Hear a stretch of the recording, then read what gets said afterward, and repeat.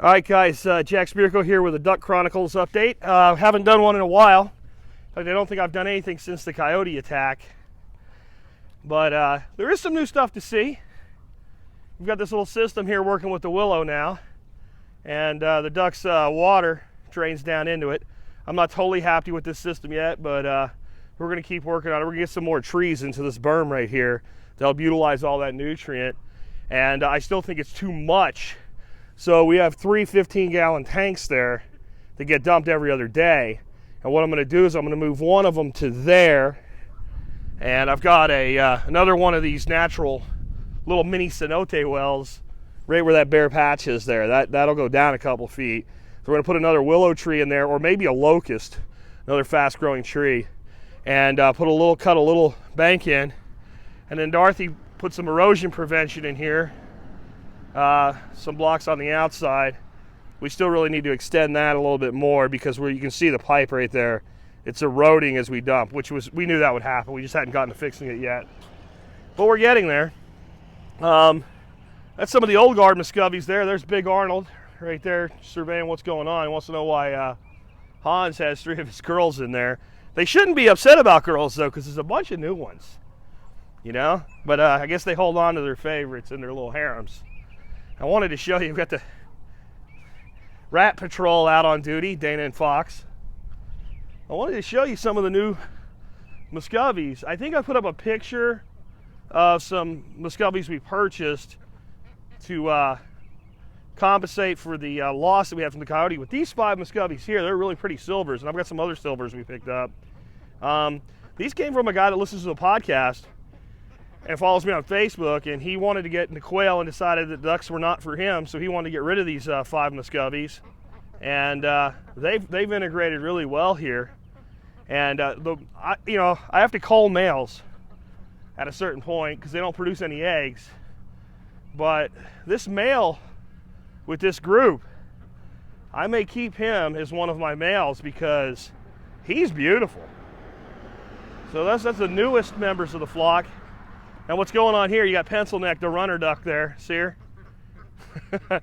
She's leading a quest here with a small group that came back. This is where they got their sprouts fed to them today. The dogs play in the distance. So I fed them their sprouts here because they escaped. Dorothy left the main gate open, and they were in the back paddock where they don't belong right now for a variety of reasons. And the nice thing when you have them trained to sprouts, all I had to do was grab the bucket and walk through gate right there, and everybody followed me up except one little group of stragglers. Let's follow our new group of Muscovies. Coming, Dana? Follow our new group of Muscovies because I bet you they're heading to the other Muscovies. They all kind of congregate together. Some of them do get a little initiative and go off and hang with the other ducks out in the swales, but the Muscovies, I mean, honestly, I'm going to have to build like a little picket fence around the front of the house so that we can landscape this area the way that I want to. Because I'll tell you one thing about Muscovies. If it's green, they'll probably eat it, chew it, nibble on it, whatever. Even if they don't eat it, they'll probably pull on it and tear leaves off of it. So that's part of our group that we picked up as a fail-safe measure for all of the ducks we lost. So these guys are just starting to lay now. Actually, that group right there is a little bit younger. The guy that sold me the older ducks, he had those too and asked me if I would want to buy them, so I did. So they're probably not going to lay for like another month and a half. And we did good on that group because you can see there's all girls except one male there. He's a pretty cool looking male, but he's probably going to be duck sausage someday. Let's go find the rest of the troops. Quail, we'll pass in the quail.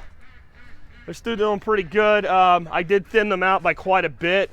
Took out most of the males. Really want to get them out of the caging into the aviary, which I'm making good progress on. I will show you the aviary progress, but I won't really talk about it. I'm doing a separate series on the aviary, so I'll have a link to that series where you can check out everything going on with the Quail Aviary. Yeah, these 2 guys here have decided something must be going on. They're heading over. They see everybody else picking up the last of the sprouts.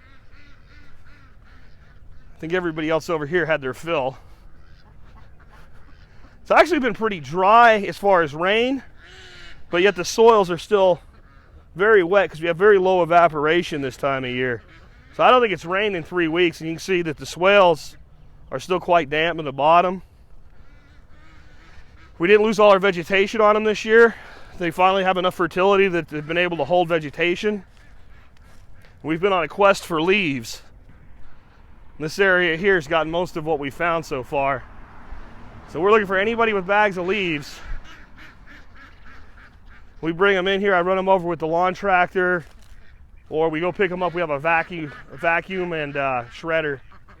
So we're trying to really kick things up a notch this year. Remember, this whole spring and summer, I'm going to be working on this 3/4 of an acre and the little piece in between.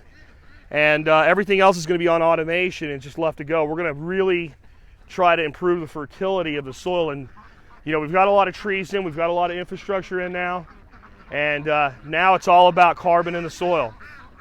If you want to improve an ecosystem, you put carbon in the soil. It really bothers me that term has become politicized and connected to global warming. Whether you believe in global warming or not, carbon belongs in the soil. That's where it goes. It's called the carbon cycle.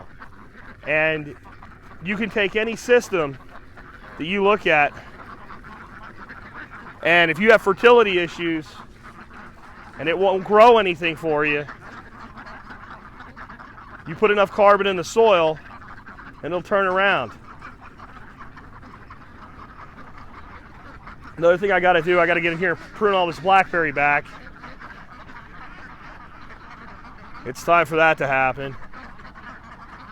There's the golden layers. They're all pretty much full grown now. Based on egg count, they're not laying much yet, but I think that's all going to change in the next couple of weeks. They're right at like 21 weeks old right now. So 22 to 24 weeks is when they should start laying for me. Speaking of laying,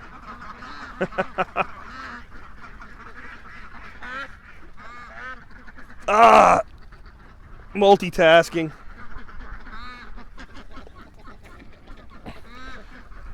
Some nice eggs for Dorothy. So anyway, troops are doing well. You see Dana, they worry about her, but she doesn't cause them any problems. We've done a good job of teaching the cats discipline. They know that the ducks are part of the clan. People have asked me, how do you train a cat? And I say, with a garden hose, and they laugh, and I say, no, I'm dead serious. When she did anything we didn't like, or the other cat did anything we didn't like approaching the ducks, we spray them with a water hose. They associate the behavior with a negative feedback, and like any animal of reasonable intelligence can be conditioned. They still would be a danger to young ducks. We're going to have to see how we deal with that if we have young ducks around. It'll require additional training. And it'll require a beating by a great big mama Muscovy to put her in check.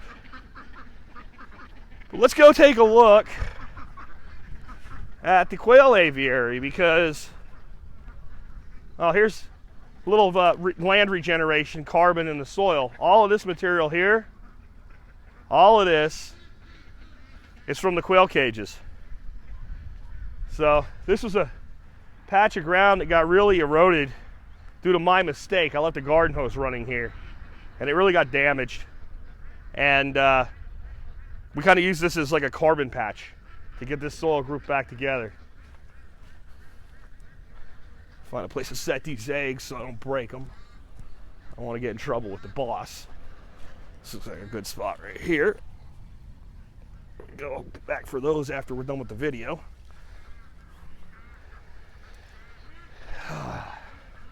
Excuse the wonkiness of the camera while I get through the gate one-handed. All right. So it's the urban orchard. Another egg. This is from earlier escape. We'll set this up here so I don't walk on it and don't forget about it. And looks like it's going to be a good year this year for this area.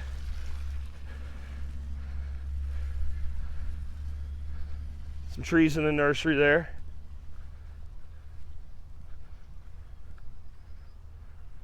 There she is.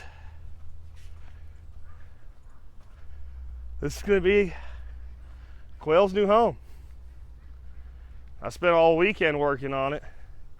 I only got one end erected as far as the framing, but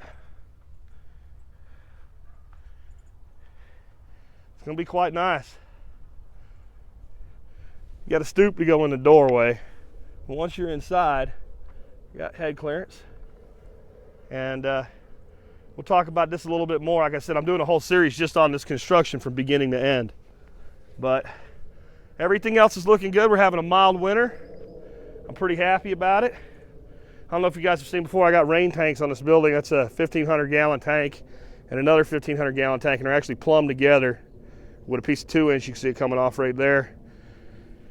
Might as well show you this. That runs inside here. I don't know how well I'm going to be able to show you this, but right back in there, there's a 12-volt pump. It's wired to AC for right now, but it's just ready to go for solar if we ever get it up. Goes through a filter and it puts pressure on that water. I can put that water anywhere I want on the property. So that's just one more little bit of self-sufficiency, self-reliance we got on the homestead. Back up our well system. Anyway, guys, we'll be putting more of that in this summer, rain catch that is, and that garden's going to become a perennial masterpiece, and lots of cool stuff coming. I'll keep up with you.